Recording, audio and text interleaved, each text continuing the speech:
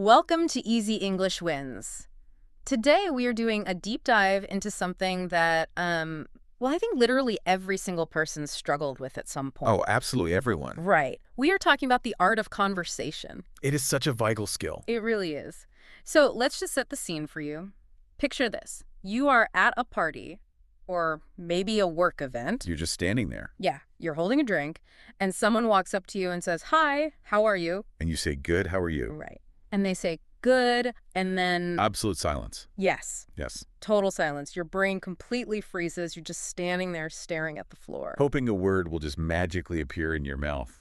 It is, it's a terrible feeling. It really is the worst. But here is what is truly fascinating about that exact moment. If this sounds familiar to you, it does not happen because you are a boring person. Not at all. It happens because your brain is actually working far too well. Wait, working too well? Yes. If your brain is working so well, why is it completely empty? That is a very common misunderstanding. You feel like you have a nothing to say problem, but biologically you actually have a too much to filter problem. Oh, I see. Yeah, when you are put on the spot socially, the alarm system in your brain triggers a mild freeze response. Like a deer in the headlights. Exactly like that. And while that freeze is happening, your mind is actually generating hundreds of potential thoughts very quickly. But you don't say any of them. Right, because your internal critic goes into overdrive. It rejects every single thought. It tells you that is weird, or they will not care about that. Or you will sound silly. Yes, so that internal critic is literally stealing your words before they even leave your mouth. That makes perfect sense. The thoughts are there, they just get blocked. Exactly.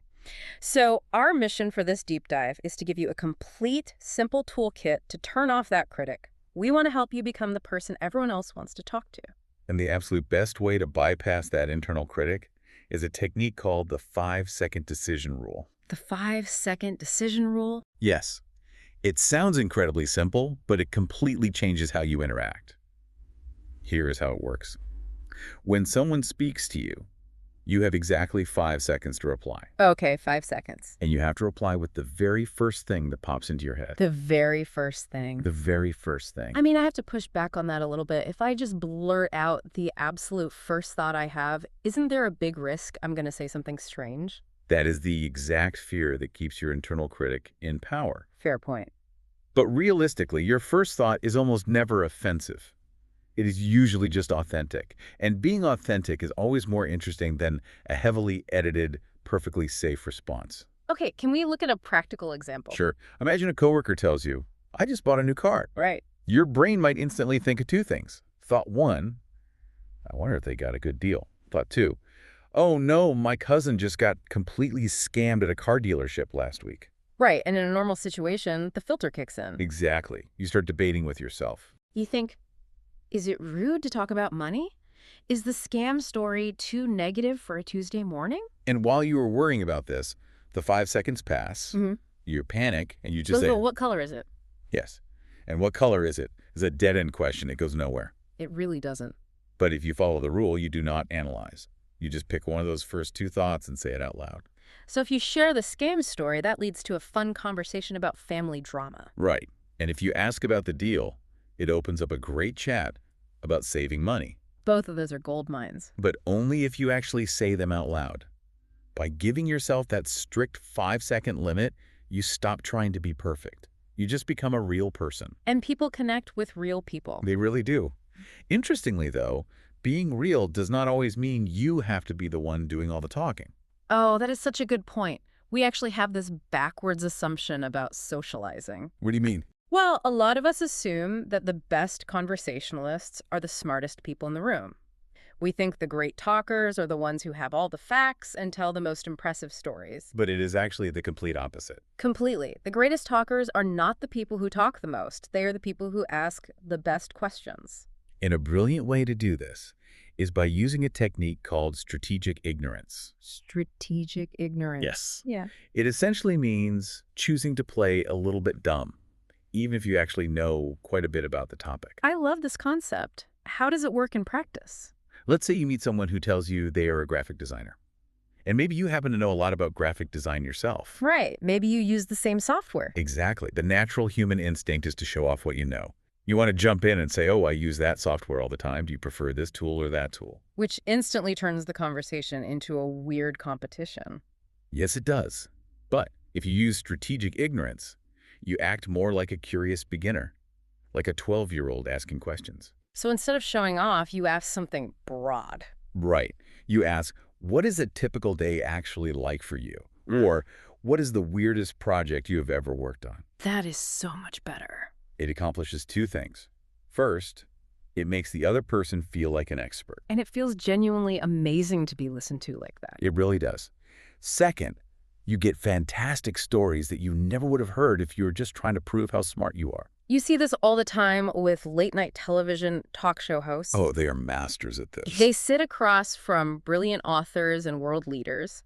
The hosts themselves are incredibly smart people, but they do not try to compete. They ask questions like, how does that even work? Exactly. The magic is not in showing the other person how much you know. It is showing them how much you want to learn from them.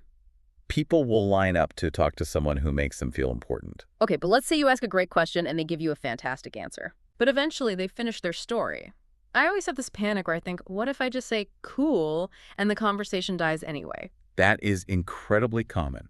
And it happens because we tend to view conversations in a straight line. But a much better way to look at it is to picture a spiderweb. A spiderweb. Yes, the spiderweb of conversation.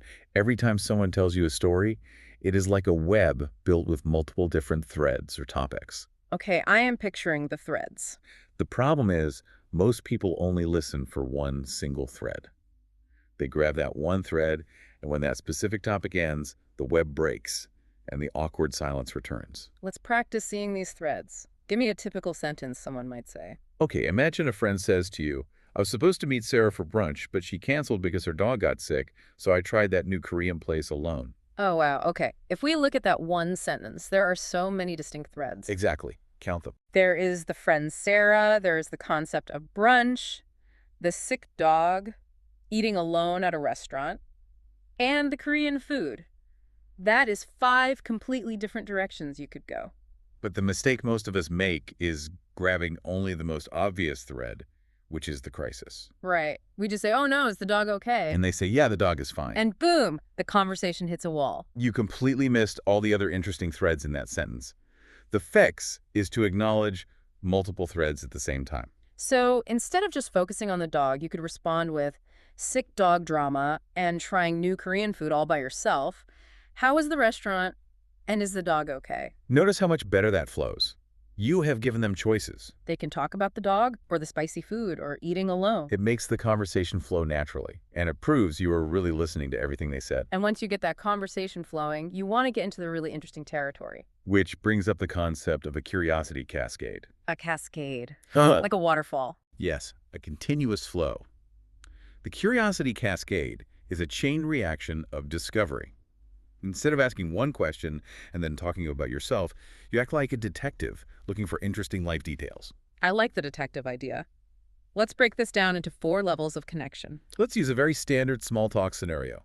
Someone tells you, I just got back from a work conference in Denver. Okay, level 1 is the surface level. This is where most conversations die. You ask, how was the conference? They say, it was good. End of story. But we are not stopping there. No, we cascade down to level 2. We ask for a specific insight. You say, what was the most surprising thing you learned out there? Now they actually have to think. They might share a weird speech they heard. Then we push deeper to level 3. You ask, how will you actually use that new idea in your current projects? Oh, I see. Now we are connecting it to their daily life and their personal goals. And finally, level 4. This is where deep connection happens. You ask, do you think your company will actually make those changes, or will the ideas just disappear? What is amazing about that is the shift.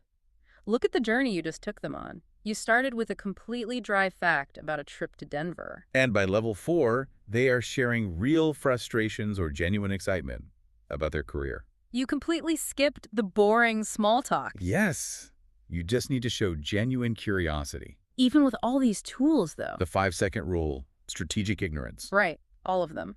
There will still be moments where your mind simply goes blank. It is unavoidable. It happens to everyone. And for those exact moments, you need a mental emergency kit.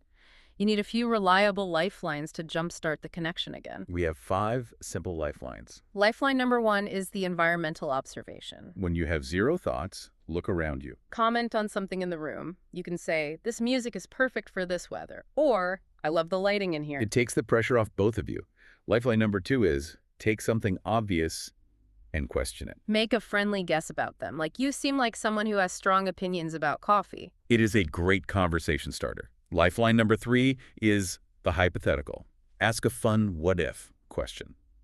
Like, what would you do if you won exactly $50,000 tomorrow? Not life-changing money, but enough to be interesting. That one immediately reveals what people actually value. Lifeline number 4 is the callback. This is when you return to a past topic. You simply say, I keep thinking about what you said earlier about your sister's business. How did she get started doing that? People love the callback because it proves you are paying attention. And finally, lifeline number 5 is the genuine compliment. Notice something authentic about them. You seem so passionate about teaching. What got you into it? Keeping just 2 or 3 of these in your mind is like having an insurance policy for socializing.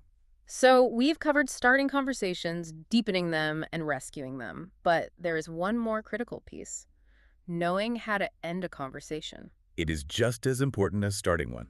We have all been trapped in a conversation simply because neither person knows how to say goodbye politely. The way you leave is your final impression. To fix this, we have a 3-part perfect exit. It involves appreciation, a reason, and a bridge. Part 1 is appreciation. You say, this has been really interesting. Part 2 is the reason. You need an external reason for leaving. You say, I should probably grab some coffee before they close. And part 3 is the bridge. This keeps the door open for future connection. You say, I would love to hear how your project turns out. Can we connect on LinkedIn? Appreciation, reason, bridge. Nobody feels rejected, and you stay in control. So bringing this all together, what is the ultimate golden rule of conversation? It is simply this. Conversation is not about being the most interesting person in the room. It is about being the most interested person in the room. That really is the core of it. You do not need to be perfect. You just need to be genuinely curious about the people around you. Absolutely. Before we sign off, I want to leave you with a final thought to explore on your own. We have talked entirely about spoken conversations today, but think about how these exact same rules apply to texting and digital messages. Oh, that is a great point. If our brains filter spoken words too much, we definitely filter our text messages even more. Because we have time to backspace and delete, we spend 10 minutes trying to type the perfect text message, and we strip all the humanity out of it. So true. So here is a challenge for you this week. Apply the 5-second decision rule to your text messages. When a friend texts you, type your very first authentic thought and send it without editing it. That might feel a little scary at first, but it will show you how your digital relationships change when you allow yourself to be unfiltered. I challenge you to try it. Thank you so much for joining us for this deep dive on easy English wins. Take these tools, practice them in the real world, and we will talk to you next time.